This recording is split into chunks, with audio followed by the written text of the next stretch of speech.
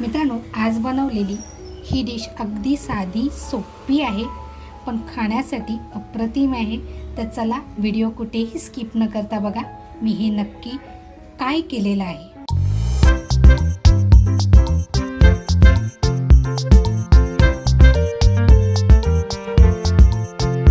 नमस्कार मंडळी, कशात सगळे मजेत ना? मजेत असलंच पाहिजे. तर बघा, मला छान असे बोंबील मिळाले. बोंबील अगदी ताजे आहेत. मी स्वच्छ धुवून साफ करून स्वच्छ धुवून घेतलेले आहेत. बोंबीलला पाणी जास्त असतं, तर आपल्याला हे पाणी काढून टाकायचं आहे. इथे मी बोंबीलला हळद, आता हळद म्हणाल ना तर ही आपली घरची हळद आहे मंडळी. कोणाला जर आपली हळद हवी असेल, गावठी हळद जर हवी असेल, तर तुम्ही ही दिलेल्या व्हॉट्सॲप नंबरवर ऑर्डर करू शकता. त्याच्यानंतर बघा मीठ टाकते.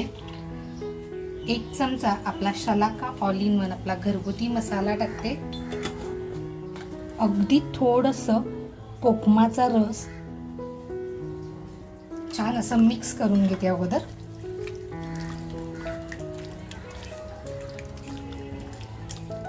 बोंबीलमधले काटे बघा सगळे असे मस्त काढून झालेत. काटे बघा मी इकडे काढून. आता जी बोंबील घेतलेत ना ते मी टोपामध्ये असे सगळे टाकून घेते.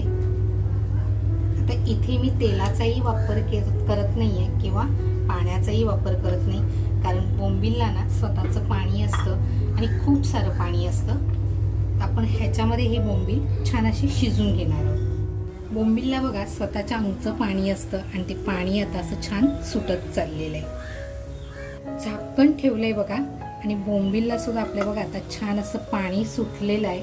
आपल्याला इथे हलवायचं काहीच नाही आहे. बोंबील बघा अगदी व्यवस्थित होत आहे. 5 मिनिटं आपण ठेवून देऊया आणि मग गॅस बंद करूया. बोंबीलला बघा आपला छान पाणी सुटलंय. आता हे थंड होण्यासाठी ठेवून देऊया. गॅस बंद केलाय. बोंबीलचा गॅस बंद करून झालाय बघा आणि आता आपले बोंबील छान असे थंड झालेत. तर आपण आता आहे ना हे काढून घेऊया. बोंबीलमध्ये बघा आपण काय पाणी टाकलेलं नव्हतं किंवा तेलही टाकलेलं नव्हतं, पण हा बोंबीलचं पाणी बघा सुटलेलं होतं, ते आपण बाजूला ठेवूया. बोंबील बघा अगदी मऊ झाले आणि आपल्याला असा व्यवस्थित बोंबीलचा काटा काढता येतोय. तर इथे आपण आहे ना बोंबीलचा काटा असा व्यवस्थित काढून घ्यायचा आहे.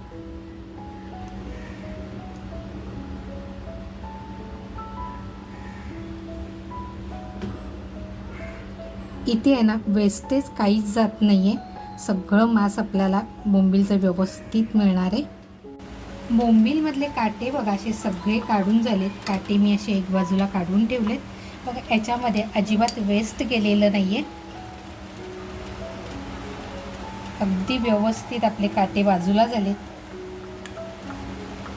मला एका ताईने विचारलं होतं की आमची मुलं काटे खात नाहीत, तर मग बोंबीलमधले काटे कसे काढायचे? तर बघा हा असा एक छान पर्याय आहे की आपण थोडेसे बोंबील शिजून घेऊन काटे काढू शकतो.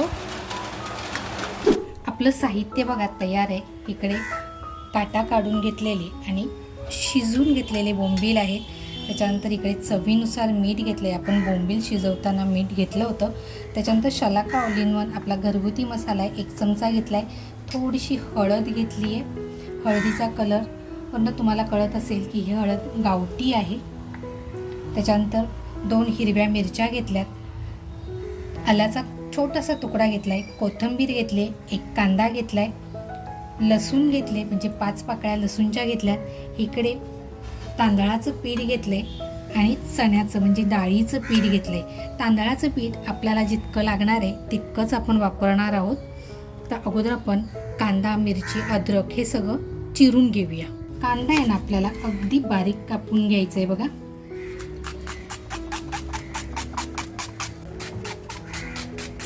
कांदा बघा आपला अगदी बारीक कापून झालेला आहे.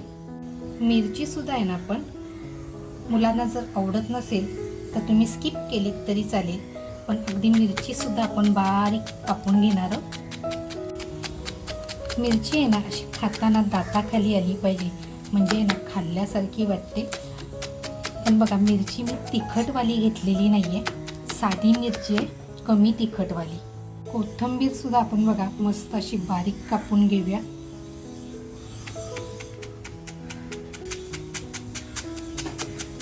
लसूण सुद्धा बघा आपण अशी मस्त क्रश करून बारीक कापून घेऊया.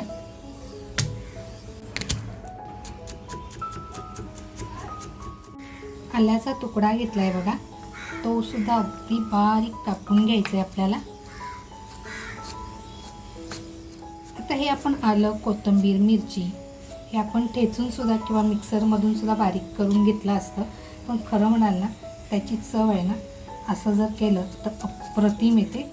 आता आपण जो बोंबीलचा खिमा केला आहे त्याच्यामध्ये कोथिंबीर, हिरवी मिरची, कांदा, त्याच्यानंतर लसूण आणि आल्याचे तुकडे जे आपण बारीक करून घेतले ते असं टाकून घेऊया. त्याचबरोबर बघा आपला शलाका ऑल इन वन, हळद, चवीनुसार मीठ, तांदळाचं पीठ आणि बघा डाळीचं पीठ जे आपण घेतलंय ते मी संपूर्ण टाकून घेतेय. आणि आता आपल्याला हे छान असं मिक्स करून घ्यायचंय. तांदळाचं पीठ आपल्याला लागेल ना तितकंच घ्यायचंय क्रिस्पीपणा येण्यासाठी. आता इथे आपल्याला पाण्याचा वापर करायची गरज नाही, कारण बोंबलामध्ये जे पाणी आहे ते असं मस्त याच्यामध्ये मिळून येणार आहे. आणि हे ज्यावेळेस आपण मिक्स करतो ना तर लगेचच बनवायला घ्यायचं आहे. खूप वेळ जर ठेवलं ते तर त्याला पाणी सुटेल आणि परत मग आपल्याला पीठ त्याच्यामध्ये टाकावं लागेल. बघा इथे अजिबात आपण पाण्याचा वापर न करता पीठ आपलं छान असं मिक्स झाले. इथे जर आपल्याकडे आंब्याची कैरी असेल ती पण अशी किसून जर टाकली ना तर त्याची चव आणखीन वाढेल. आता हे छान मिक्स झाले. तेल सुद्धा आपलं मस्त असं तापलंय.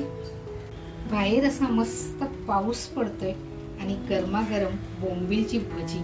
आहा,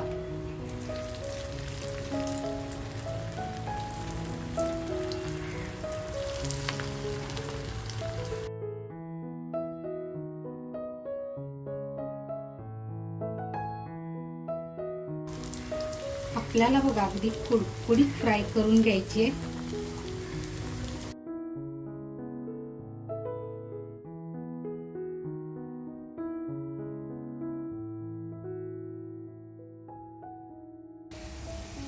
बघा आपली भजी व्यवस्थित अगदी फ्राय झाली.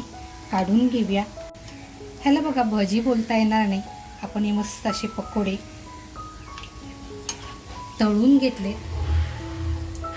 इथे कांद्याची पात आणखीन छान लागली असती.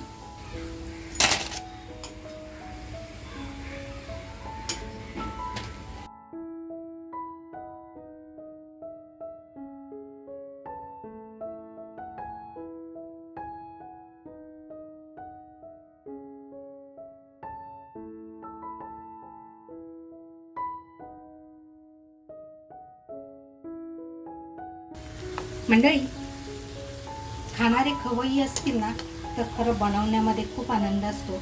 आणि माझ्या घरचे ना सगळे खवय्ये, त्याच्यामुळे मी असे पदार्थ बनवत असते. तर तुम्हाला माझ्या रेसिपी कशा वाटतात कमेंटमध्ये नक्की कळवा बरं का.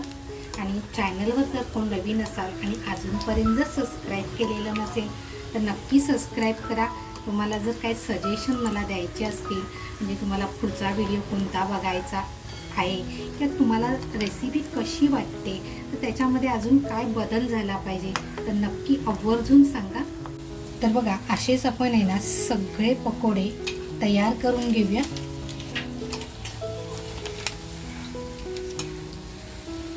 तेल बघा छान तापले, त्याच्यामुळे जास्त वेळ ठेवले तर ते करपतील आणि त्याचा कलर पण खराब होईल आणि काळपट होतील. म्हणून अगोदर आपण काढून घेऊया. हे तुम्हाला आवाज येतच असेल किती क्रिस्पी आहेत.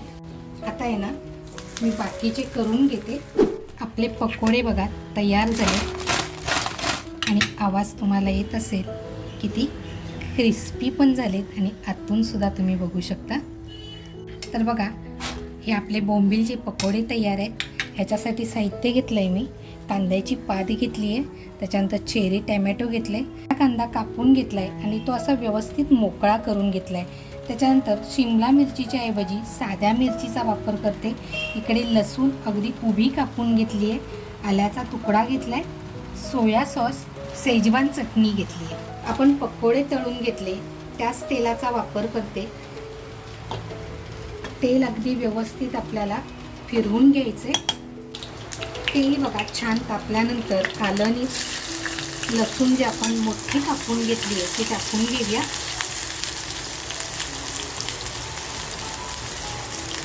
आता हे आपल्याला करपवून द्यायचं नाहीये.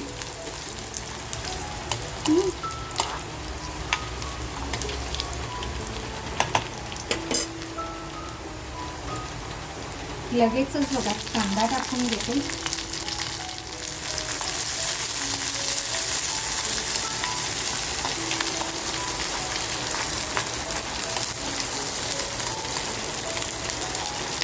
हिरवी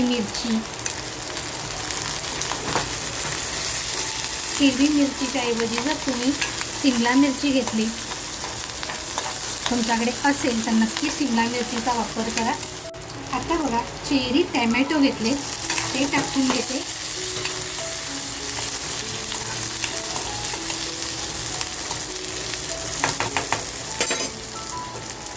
शेजवान चटणी घेतली आहे, ती टाकून घेऊया. आणि लगेचच बघा सोया सॉस टाकून घेते.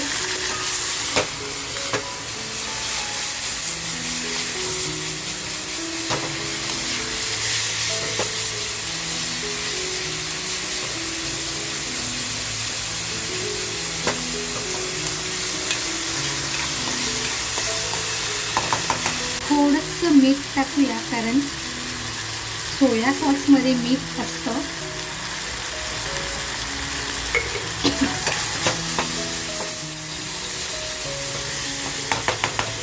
आणि आता बघा आपण हे पकोडे टाकून घेऊया.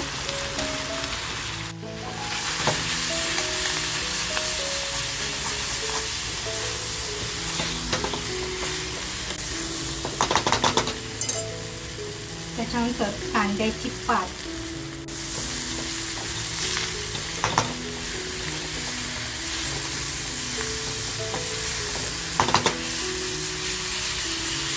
बघा मुलांना असं दिलं ना की मुलं खूप आवडीने खातात. मुलंच काय, लहानांपासून मोठ्यांपर्यंत अगदी आवडीने खाण्यासाठी हा पदार्थ आहे.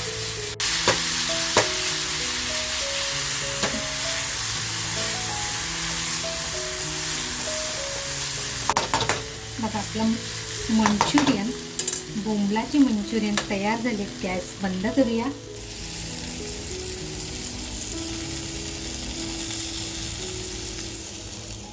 वरून बघा थोडीशी कांद्याची पात. आहा मंडळी, आज बनवलेलं बोंबील मंचुरियन फ्राय, अगदी साधी सोपी पण झणझणीत आणि खाण्यासाठी लाजवाब. तर आजची ही रेसिपी तुम्हाला कशी वाटली, आवडली असेल तर नक्की एक लाईक करा. अजूनपर्यंत जर चॅनलवर नवीन असाल आणि सबस्क्राईब करायचं राहून गेलेलं असेल तर नक्की सबस्क्राईब करा. मस्त खा आणि स्वस्त राहा आणि आपल्या मित्रपरिवाराबरोबर शेअर करायला विसरू नका. थँक्यू.